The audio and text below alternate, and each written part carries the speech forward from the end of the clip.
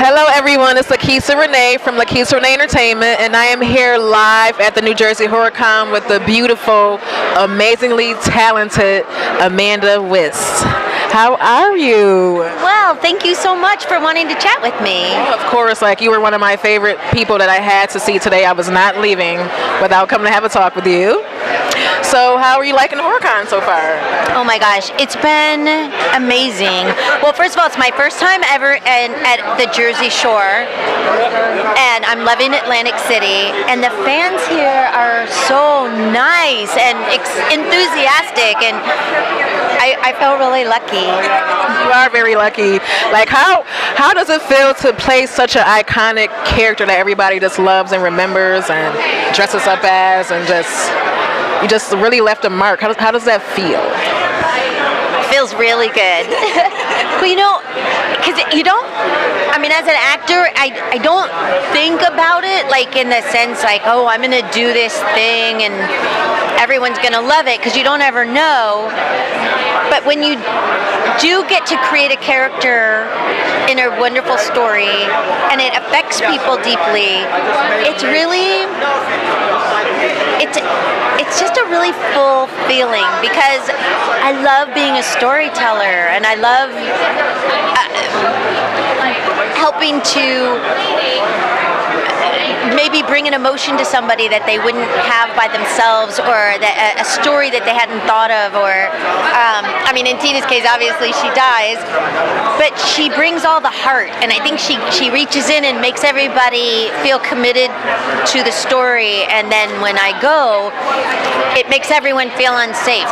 And so I think that getting to play a role with that much heart in it, and have it affect everybody, because I think that's why people like the death scene so much. There's death scenes are a dime a dozen, although this was shot really beautifully.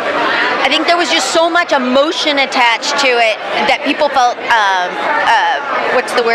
invested. And that was actually my next question, was how did you shoot that scene? Like, I was always fascinated by how, like, being thrown all over. Like, did you have wires, or like, was it a stunt double? Was it you? Well, first of all, here's my little tutorial. I was always on the floor. The whole time? Yeah, so the room was built, and there was ropes out, it was rooms on like a fulcrum, or the room was built, and there was men with ropes, and they would pull the ropes down, and then it would flip to the other side, and then flip to the other side. So all of that was me, and we worked out a choreography that looked like I was being dragged. Like, I'd been a gymnast at the time, so I had those abs. I was able to do that back then. And then there was a stunt double who fell from the ceiling. She did the fall from the ceiling to the bed. And if you look closely at the film, nowadays there's so many more female stunt women, or it's redundant, there's so many more stunt women. Back then there weren't that many, and she's like twice my size, and she has on a really bad wig, and because it was very low budget, and she has on these like platinum weird bob. My hair was in a bob too, but anyway, if you go back and watch the movie, it's very funny, because you're like, she's twice her size. Now I'm gonna pay attention to that when I go home and watch it. I do have the whole entire collection. It's my favorite franchise of all time. So like, this is such an honor to be here with you. Definitely. Okay. Thank you. Thank you. I do some modeling and stuff too, so acting too as well. So that brings me to my next question about the acting, because I always had an interest in, being in horror. So what advice would you give to someone who would like to, enter the horror genre or be a scream queen? Well, okay, the number one thing I think is to first, just about the acting part, that no matter what the genre is, you're just telling a story. So the acting isn't different. It's just commitment to the character and to the believability of the story. And I think in the horror world, sometimes people forget that, and they think that their behavior becomes strange. And the reason really really great horror films, there's a couple things. One, they're always intrinsically sad. Those are the best ones. And the people in it are completely invested, like your neighbors. And they play it for real. Okay, and then to want to get into the genre is, I suppose, you would maybe reach out to some of the horror filmmakers on social media, or if you have an agent, have them submit your information to horror filmmakers that you like, to try to, because you want to do the good movies. Yeah. So I would have your representation, if you have that, reach out to the filmmakers that you like, and on social media too. I think people are a little more accessible now, and then just keep working on your craft, because you're stunning. So thank you. They just need to know you. They need to know you're here. Yes, and I'm making it happen. I'm showing up and getting my face seen, so that's great. Okay, so how was it working with Robert and Wyss? Like, those are two people I've always wanted to meet. I know I can't meet Wyss now, but one day I'm coming for Robert. I'm gonna meet you, Robert. I'm gonna meet you. But how was it working with those two? Well, they're both fantastic and very different. And I mean, Wyss was very sort of professorial, and he comes from that world.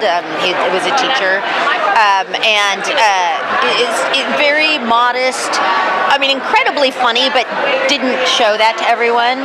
And Robert is just a ball of life raconteur who he's so knowledgeable. Like, he's seen every movie, he's worked with everyone, he's read every book. I swear to God, you can bring up any topic and he can give you specific information about it. So, and we're all still really good friends, and I call him my Uncle Robert. And working with them was a really wonderful collaboration, because Wyss was a lovely director and just knew what he wanted, and trusted you to help deliver that part of the story for him. And Robert just is intense but fun, and you'll meet him someday. He's fantastic. He's absolutely fantastic. So was Wyss. Great. Were you ever scared at any point in time while filming, or have any nightmares or things like that? No, I didn't have nightmares while filming, but we did film all the boiler room stuff. All this stuff was shot in the boiler room of an old prison in Los Angeles. I think it was in Boyle Heights. I think it was the Boyle Heights prison. I'm probably wrong about it. Lincoln Heights. It was the scariest place I've ever been. It was just bad energy. Bad stuff has happened there. Whatever it was, like, you would walk in and the hair on the back of your neck would stand up. So it actually had nothing to do with the movie, but the location we were shooting. Like, even if the crew moved too far away from me, I'm like, where, Marco, where is everyone? That helped bring real feelings to it. Oh yeah. That's great. All right, one more question. So why do you think that Nightmare on Elm Street has stood the test of time as it's like one of the greatest films ever that everybody just love? I think there's a couple reasons, and I don't know that I can speak as eloquently to this as Robert does or Heather, but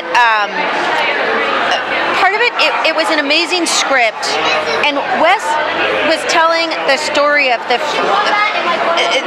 first generation of young teens who were coming from divorced households. Like, the divorce had not been as prevalent until like the 70s, and so we're a bunch of latchkey kids, and it was telling the story of like how teens were going to have to survive in the real world, like with only one parent, or like how like my mom clearly fell apart after the divorce and was drinking, and men were coming through the house, and I didn't have any confidence, so I was the acting out sexually, and Heather was like the daughter that became overly the one that's going to strive for the best, and so I think like everyone could identify with these real well-rounded characters, and the story is sad.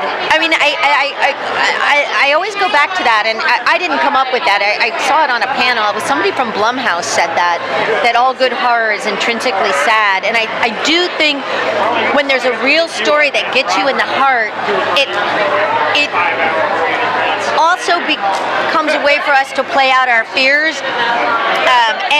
And this movie also, in the end, you know, you were like, was it a dream? Are they all still alive? Like, what happened? And then, you know, Robert, the other thing too, he's like a classic movie monster, like in the old school, like Lon Chaney and Vincent Price, where he's an old theater actor, Robert is. So even his movements, everything he did, or he brought to life a real boogeyman. He really did. Yeah. And I tell you, I couldn't even go to the bathroom by myself. Like, I would cry. My brothers like tease me so bad. They had the glove and they would stand at the end of the hallway and do that. I'm like, so he perfected that character, and I don't feel like anybody else can embody that character like him. Like, just can't. I mean, he really did. I think he created him from the page, and it didn't just walk around like a stiff, scary guy. He was a real guy. He went, oh, this is a real human being who did, and he was a bad guy, but he also brings,